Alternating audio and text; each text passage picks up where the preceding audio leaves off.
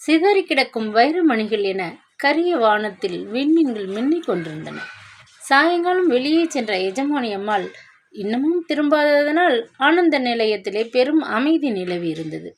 வைத்தியர் கட்டளையை மீற அஞ்சிய நாராயணன் விளக்கு ஏற்றிய பின்னர் கொஞ்ச நேரத்தில் உணவு உட்கொண்டு விட்டதனால் உறங்கச் சென்று விட்டார். கிரிதரன் வர தாமதமாகும் என சந்திராவும் விரைவில் உணவை தனியே முடித்து கொண்டு விட்டிருந்தாள்.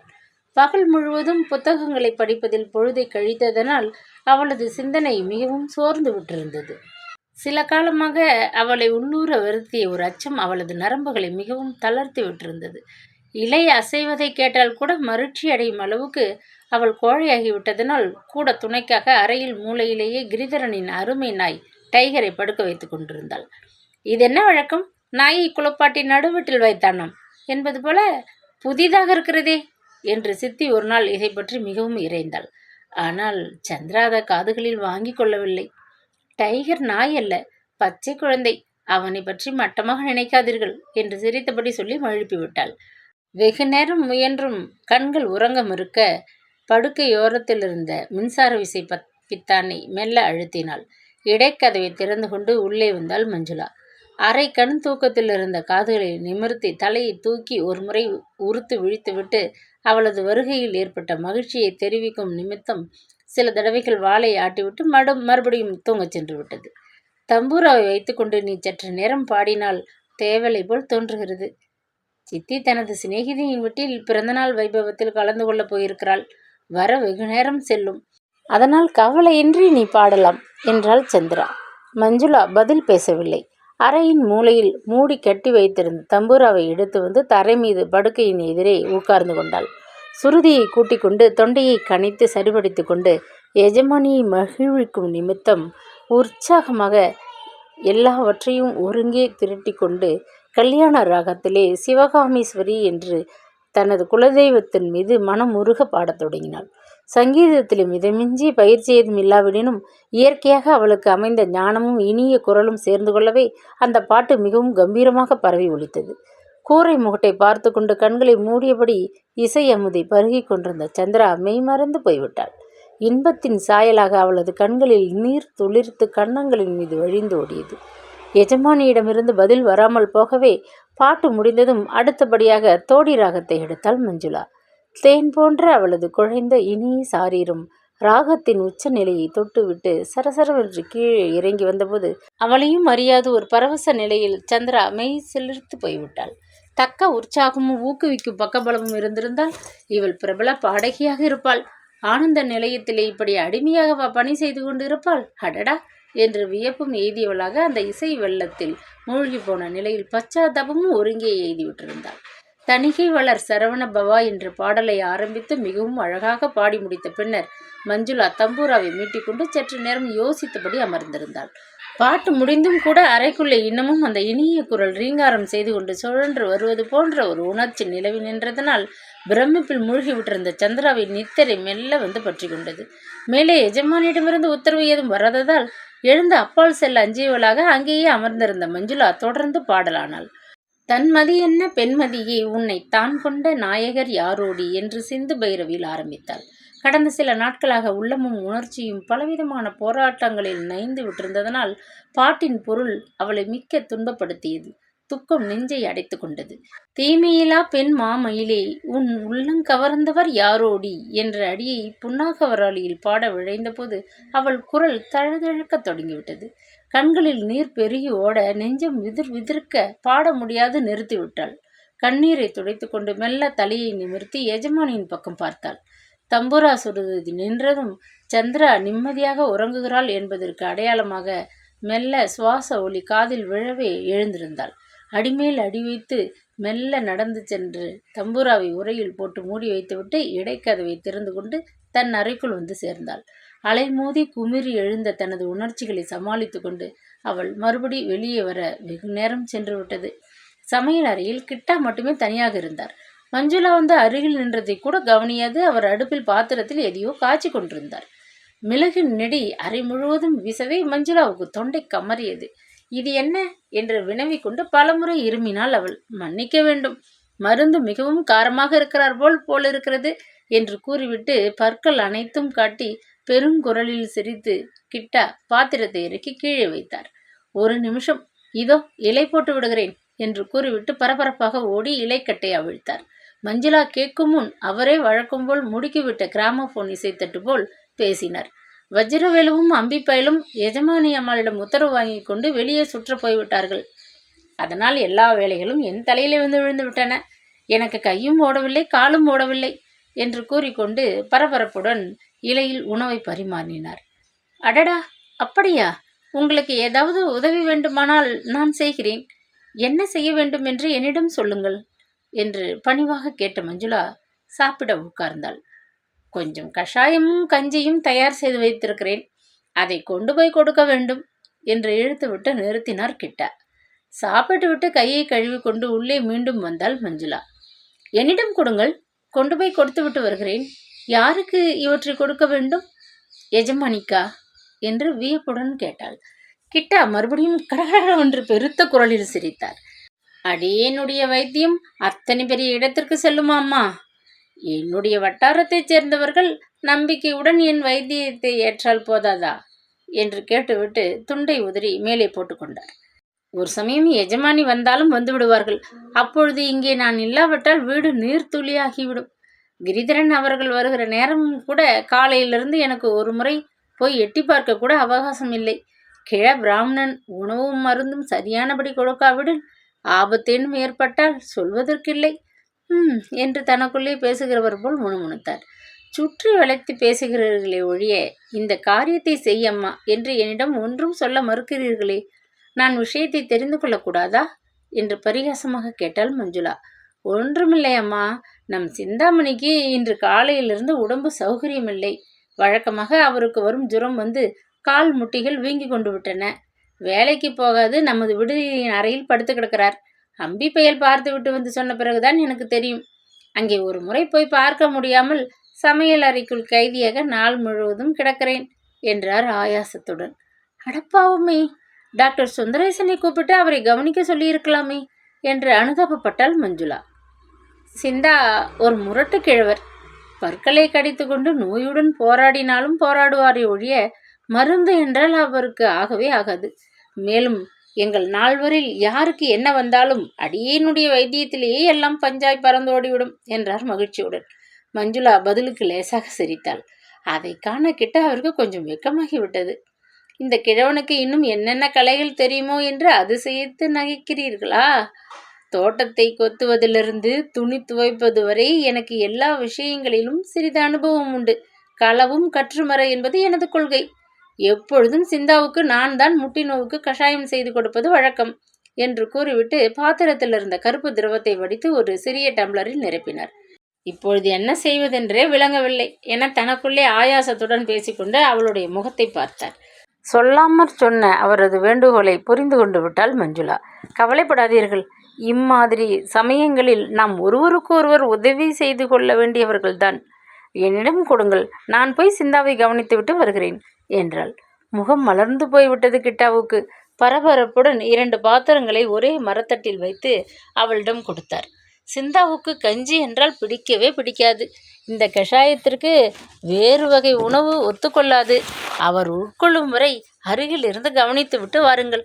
யாரும் மற்ற அனாதை கிழவர். உங்களுக்கு மிக்க புண்ணியம் அம்மா என்று குழைந்த குரலில் கெஞ்சாத குறையாக சொன்னார். சரி என்று தலையை ஆட்டிவிட்டு மரத்தட்டை சுமந்து கொண்டு தோட்டத்திற்குள் விரைந்தாள் மஞ்சுளா. வீட்டின் பின்னால் எரிந்த விளக்கு மிகவும் பிரகாசமானதாக இருந்த போதிலும் தோட்டத்தின் பிற்பகுதி முழுவதற்கும் வெளிச்சத்தை பரப்ப அதனால் இயலவில்லை.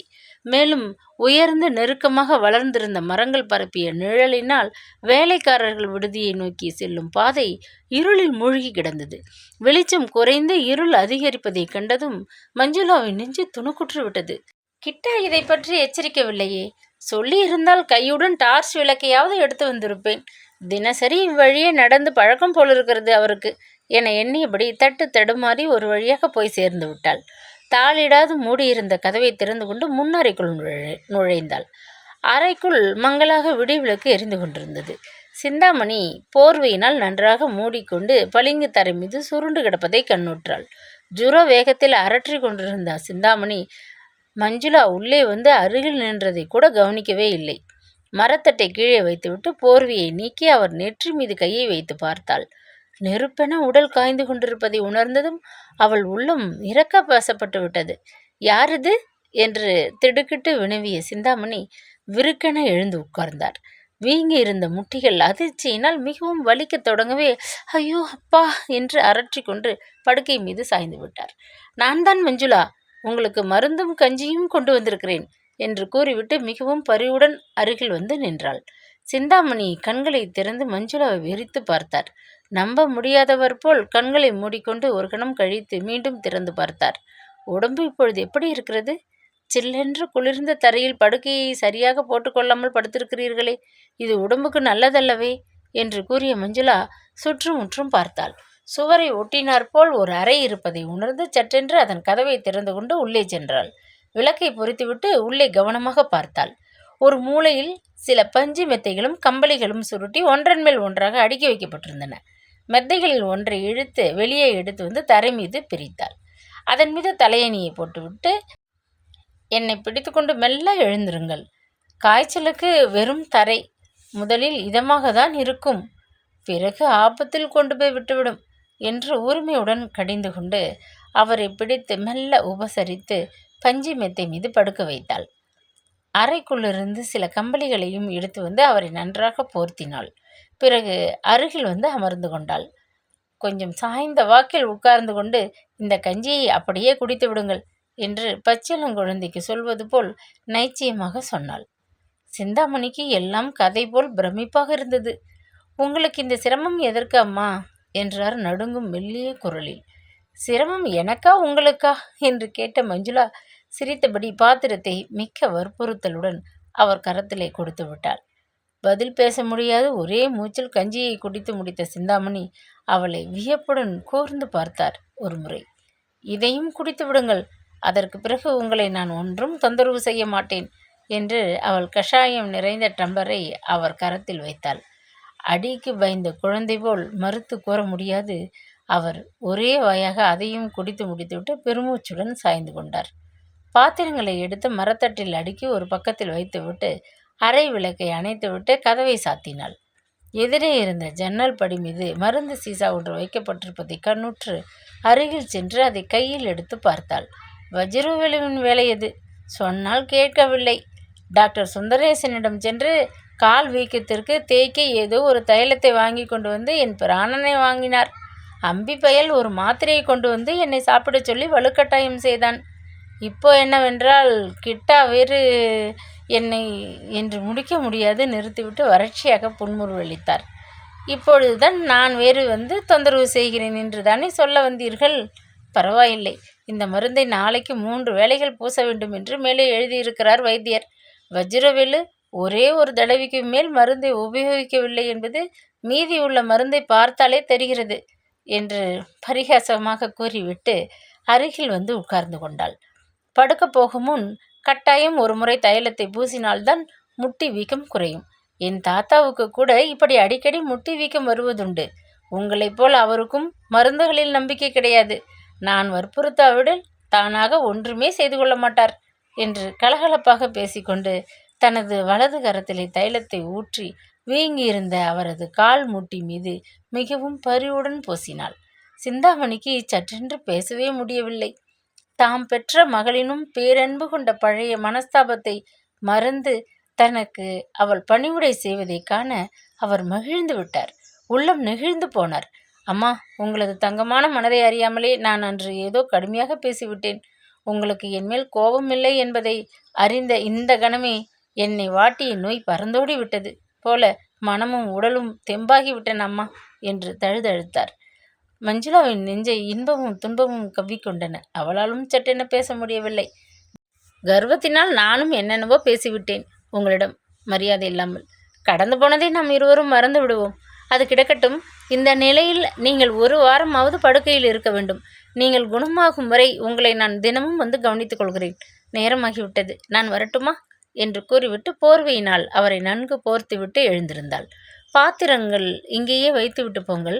வஜ்ரவேலு அவற்றை சுத்தப்படுத்தி எடுத்து வருவான். வழியில் கொஞ்சம் இருட்டாக இருக்கும், பார்த்து போங்கள். இங்கிருந்த டார்ச்சிலை அம்பி பையன் எடுத்து கொண்டு போயிருக்கிறான் என்றார் கவலையுடன். பத்திரமாக போய் சேர்ந்து விடுவேன், கவலை வேண்டாம்.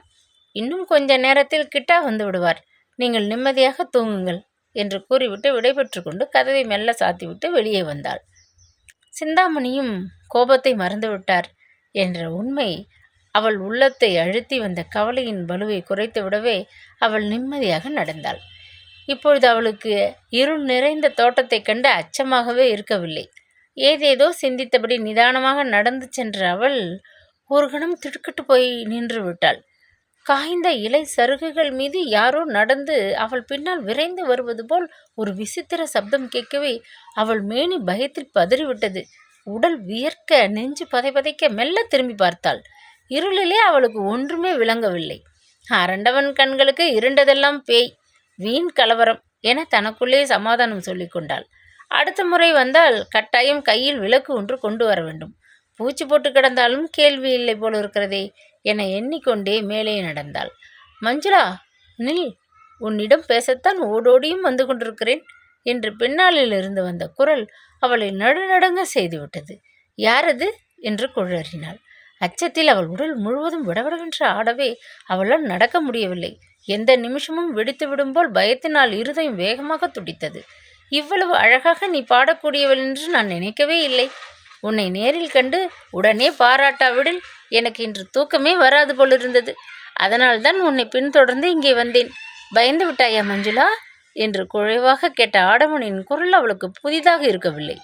தோட்டத்தில் அன்று மாலை வலுவில் வந்து பேசி மனதை கலவரப்படுத்தியது போதாதது போல் கிரிதரன் அவளை இன்று இரவிலும் பின்பற்றி இருளில் வந்து வழிமறிக்கிறான் போலும். இதனால் ஏற்பட்ட அச்சத்திலிருந்து விடுபட்டு மஞ்சுளா ஆவேச வடிவமானாள். உங்கள் செய்கைக்கு நீங்கள் வெட்கப்பட வேண்டும். உங்கள் பாராட்டுதல் எனக்கு அவசியமல்ல என்று கூறிவிட்டு திரும்பி பாராமல் வேகமாக முன்னே நடந்தாள். எதற்காக நான் வெட்கப்பட வேண்டும்? மஞ்சுளா, என் உணர்ச்சிகளை அறியாமல் இப்படி பேசுகிறாய். உன்னை என்றைய தினம் முதலாக பார்த்தேனோ அன்றிலிருந்து என்று அவன் முடிக்கும் முன், போதும் எனக்கு, என்னை வீணே கஷ்டப்படுத்துவது என்று கங்கணம் கட்டி கொண்டிருக்கிறீர்கள் போலும் என்று காரமாக கூறிவிட்டு விரைந்தாள். அவனும் பின்னால் வேகமாக நடந்து வரும் ஓசை கேட்கவே மறுபடியும் அச்சத்தில் அவள் உள்ளம் படபடக்கத் தொடங்கியது. கால்கள் தள்ளாடின. கிரிதரன் இவ்வளவு கையவனா என்று எண்ணி மனம் கசந்து விட்டது. இன்னும் கொஞ்சம் தூரம், இதற்கு பிறகு பட்ட பகல் போன்ற வெளிச்சம் வந்துவிடுமே. இருளில் வந்து காதல் நாடகமாட எண்ண துணியும் கோழை உள்ளம் கொண்ட இவர் விளக்கொளி முன் வரட்டும், சொல்கிறேன் என்று கருவி கொண்டு அவள் கொஞ்ச தூரம் கூட செல்லவில்லை. அவளது மென்மையான கரங்களை இரும்பை நிகர்த்த இரு கரங்கள் விரைவாக பற்றி கொண்டு விட்டன. என்னை விடுங்கள், இதென்ன அக்கிரமம்? யாராவது பார்த்தால் விபரீதமாகிவிடுமே என்று கண்ணீரை துளிக்க துக்கத்துடன் தன் கரங்களை பிடியிலிருந்து இழுத்துக்கொண்டு கெஞ்சினாள். முடியாது, உன்னை விடமாட்டேன். நீ என்னுடையவள், எனக்கு சொந்தமானவள் என்று தாழ்ந்த குரலில் ஒலித்த அந்த குரல் மிகவும் பயங்கரமாக இருந்தது. வேகமாக இழுத்த அந்த கரங்கள் அவளை தன்னுடன் இறுக்கமாக அணைத்து கொள்ள முயற்சித்தன. அருவருப்பும் அவமானமும் தாழ முடியாது துடிதுடித்து போன மஞ்சுளாவுக்கு சட்டென்று அசாதாரணமானதொரு பலம் வந்துவிட்டது. சி, நீ ஒரு மனிதனா? என்னை விடாவிட்டால் என்ன செய்வேன் தெரியுமா என்று கிரீச்சிட்டு கத்திவிட்டு தனது கரங்களை உதறி தன்னை நொடியில் விடுவித்து கொண்டாள். மறுபடியும் எங்கே தன்னை பிடித்து கொண்டு இம்சை செய்வானோ என அஞ்சி தலை தெறக்க ஒரே ஓட்டமாக வீட்டை நோக்கி ஓடினாள். வழியில் மரத்தின் வேர் ஒன்று தடுக்கி கால் கட்டை விரல் நகம் பெயர்ந்து ரத்தம் பெருகியதை கூட அவள் சட்டை செய்யாது விபரீத உணர்ச்சியால் அரண்டு போய் வேகமாக சமையற்கட்டிற்குள் ஓடி வந்து நின்றாள். என்னம்மா, என்ன, ஏன் இப்படி இருக்கிறீர்கள் என்று பரபரப்புடன் வினவினார் கிட்டா. அருவருப்பு மிக்க அந்த சம்பவத்தை அவள் யாரிடமும் சொல்லிக்கொள்ள விரும்பவில்லை. ஒன்றுமில்லை, இருளில் மரத்தின் வேரில் தடுக்கி விழுந்து விட்டேன், பயந்து விட்டேன் என்ற அசட்டு சிரிப்புடன் தன் காலை பிடித்து கொண்டு வேதனையுடன் உட்கார்ந்து விட்டாள். அடடா, காயம் பட்டு விட்டிருக்கிறதே என்று வருந்திய கிட்டா சுண்ணாம்பு டப்பாவை எடுத்துக்கொண்டு ஓடி வந்தார். காயத்தின் மீது சுண்ணாம்பை பூசி ஈரத்துணியில் பலமாக ஒரு கட்டு போட்ட பின்னர் கொஞ்சம் வேதனை குறைந்தது. ஆனால் அவள் நெஞ்சை அழுத்திய வேதனையின் கொடுமை மட்டும் குறையவே இல்லை. கிரிதரன் அவளை என்ன என்று எண்ணி அவ்வாறு நடந்து கொண்டான். மெல்ல நொண்டிக்கொண்டு மாடி அறைக்கு வந்தாள் மஞ்சுளா. ஹாலை கடந்து வராந்தாவிற்கு வந்தவள் மீண்டும் திடுக்கிட்டு போய்விட்டாள். அங்கே கைப்பிடி சுவர் மீது சாய்ந்து கொண்டு நின்ற கிரிதரன் அவளை வைத்த கண் வாங்காது உற்று பார்த்து கொண்டிருந்தான். மஞ்சுளா முகத்தை திருப்பி கொண்டு கால் நோவை பொருட்படுத்தாது விரைந்து சென்று தன் அறைக்குள் புகுந்து கொண்டாள். படீரென கதவை தாளிட்டு விட்டு படுக்கை மீது வந்து உட்கார்ந்து கொண்டாள். கற்பை காசுக்கு விற்கும் மானமற்ற மங்கை என்று எண்ணித்தானே கிரிதரன் அவளிடம் அவ்வளவு இழிவாக நடந்து கொண்டான். இது முதல் தடவை அல்ல. முன் ஒரு சமயம் கங்கம்மாள் வீட்டில் மாடிப்படி எடறி விழுந்தபோது ஓடி வந்து வழியை தூக்கி நிறுத்தினானே, அதன் பொருள் இதுவாகத்தான் இருக்கும். இப்படிப்பட்ட ஒரு எண்ணம் ஏற்பட்ட பின்னர் இந்த இடத்தில் எப்படித்தான் நீடித்து வேலை செய்ய முடியும்? இம்மாதிரி எண்ணங்கள் பெரிய உரு எடுத்து அவள் நெஞ்சை வெடிக்க, அவமானத்தில் துடிக்க, துன்பம் தாளாது விம்மி விம்மி அழுதாள் மஞ்சுளா. இக்கதையின் தொடர்ச்சி நாளை தொடரும்.